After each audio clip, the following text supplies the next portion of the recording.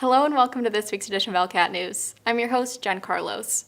At Monday's school committee meeting, Birchland Park Principal Tim Allen and math coach Charlene LaChapelle presented a proposal to move to standards-based grading for math at Birchland beginning in September. Seen them, just a lot of quotes from important books that talk about how standards-based grading can really improve teaching and learning. It can focus us in on the standards.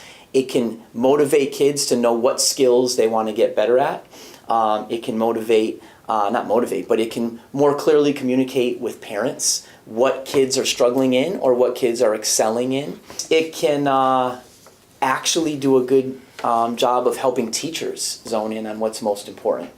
Averaging scores, this was important for me to learn too, averaging scores only make sense if no learning has occurred from assessment to assessment. So what I mean by that is, let's say Rich was teaching me how to build a house, and he taught me for a week, and I built my first house.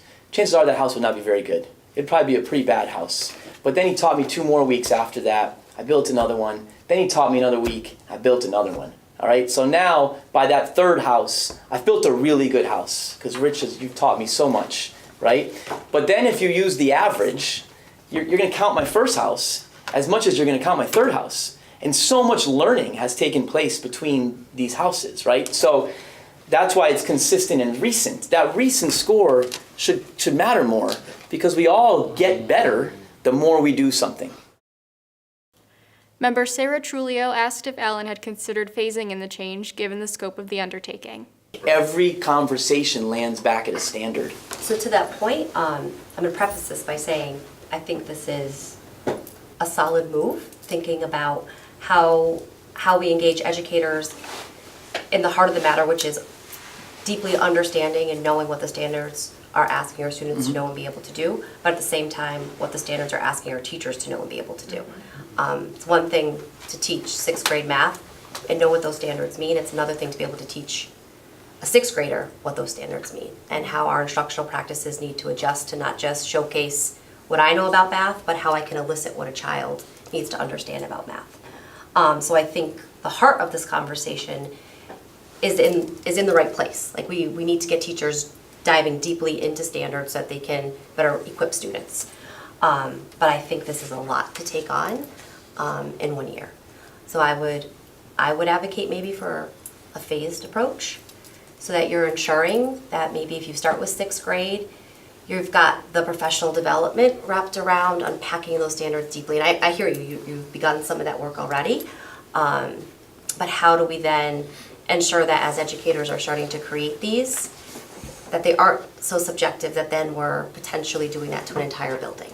But is there a way to kind of phase this in, start with 6th grade, since they will have had the experience coming out of 5th? Work with that grade level of teachers, build them up, learn from what experiences they're having, learn from the experiences of the students, and then begin to think about 7th in the next academic year so that that same cohort is experienced standards-based grading, but each year bringing in a different group of teachers. So are you saying for the sake of the kids or for the sake of the teachers? I think a little bit of both, because I think if the teachers aren't there with their level of expertise, then we are kind of putting the kids at risk. I would rather do this okay year 1, and I still think that'll be better teaching and learning than continuing what we're doing with the percentages. On Tuesday, the Town Council heard fiscal year 20 budget presentations from the school, public safety, council on aging, and recreation departments. Based on questions and concerns from the council at its next meeting, the town manager will submit a final budget proposal by May 1st. A public hearing on that proposal will be held in early May, and the council must pass a budget no later than June 1st. Also at Tuesday's meeting, the council opened a hearing on the proposed stormwater bylaw presented by the Department of Public Works. The Stormwater Management Program is a state mandate designed to promote the health and safety of the public, to protect property from flooding and the damage caused by stormwater runoff, and to protect and manage water quality by controlling the level of pollutants in stormwater runoff and the flow of water as conveyed by man-made and by natural stormwater management systems and facilities. This is hereby established within the Department of Public Works, a utility known as the Stormwater Division, under the day-to-day supervision of the Superintendent of Public Works. The Department of Public Works shall administer the stormwater management programs of the town through the Stormwater Division. It shall be funded by revenue collected through the stormwater fee and such other funds as may, from time to time, be appropriated or obtained through other sources, included but not limited to grants and low-interest loans.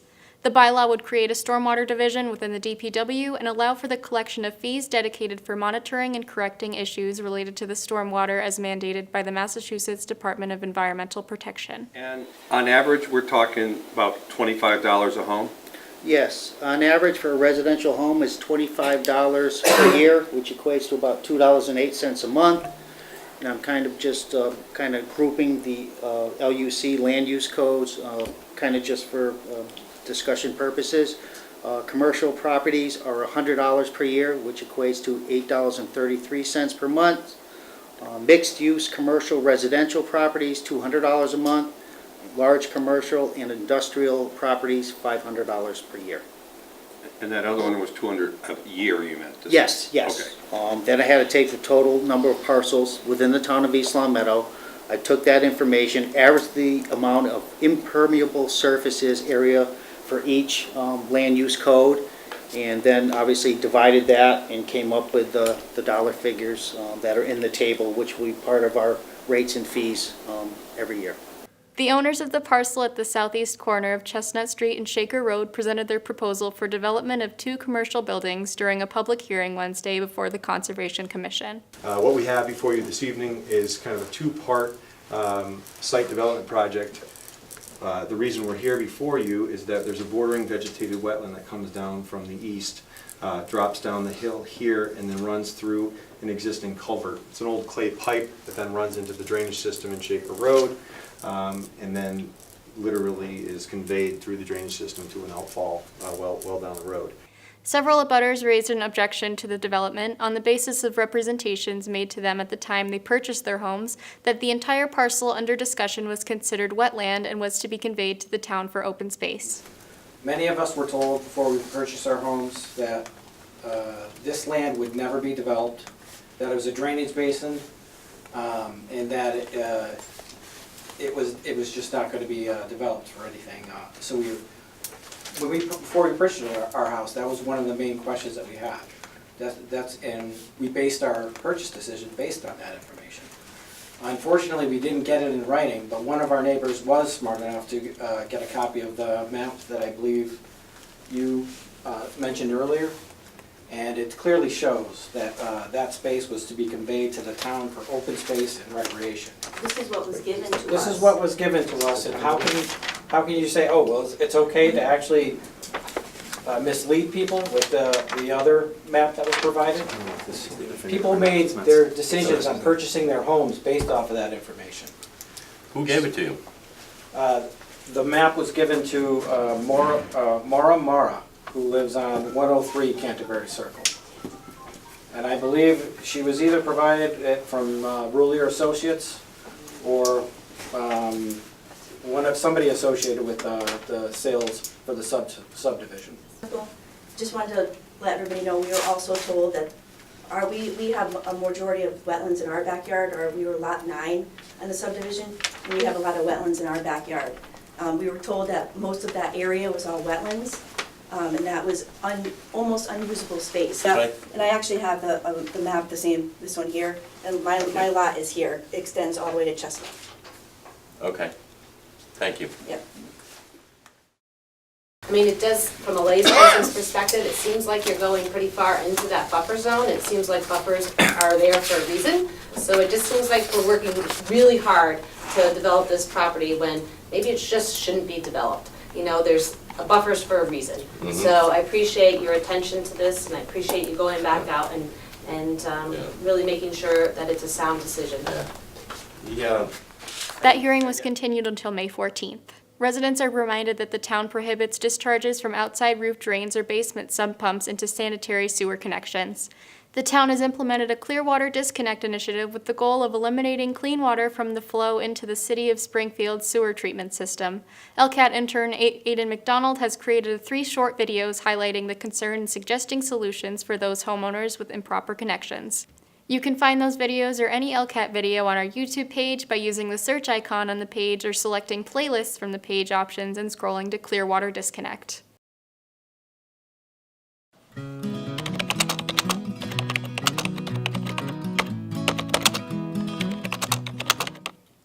This week, we spoke with town resident Emily Mastriani, whose dog Manny is still in recovery from a coyote attack last October. Hi, my name is Emily Mastriani.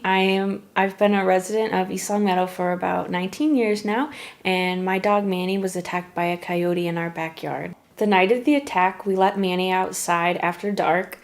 We heard some distressed barking, so my mom went outside to check on him, and she saw a coyote in the yard.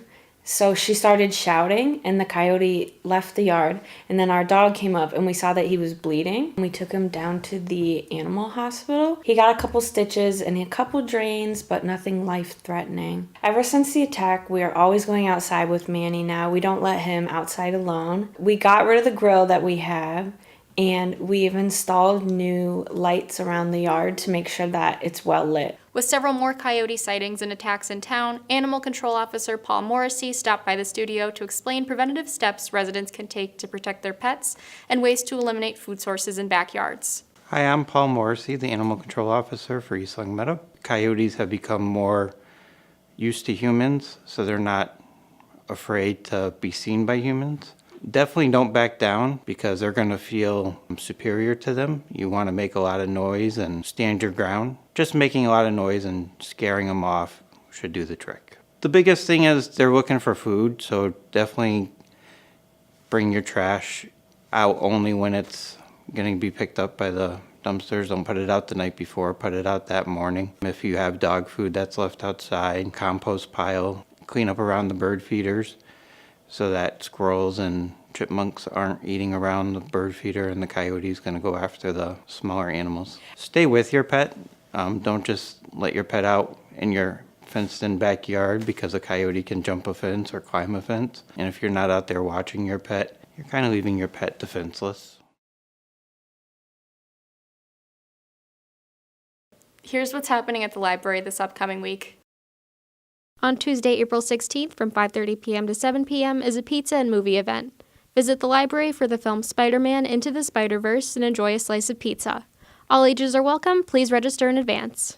On Thursday, April 18th from 10 a.m. to 3 p.m. is a Lego build. Stop by the children's department and build your own Lego creation. All ages are welcome. No registration needed. On Thursday, April 18th from 2:30 p.m. to 4:30 p.m. is After School Smash. Play Super Smash Bros. On the big screen with the Nintendo Switch. Crafts and games are also available, and snacks will be provided. Kids in grades 6 through 12 are welcome. And finally, on Saturday, April 20th, from 10 a.m. to 3 p.m. is Board Game Saturday. Stop by the children's department and enjoy playing a board game or two. The library has a wonderful variety of games to choose from, and all ages are welcome to drop in. That's it for this week's edition of ELCAT News. I'm your host, Jen Carlos. Thanks for watching. See you next time.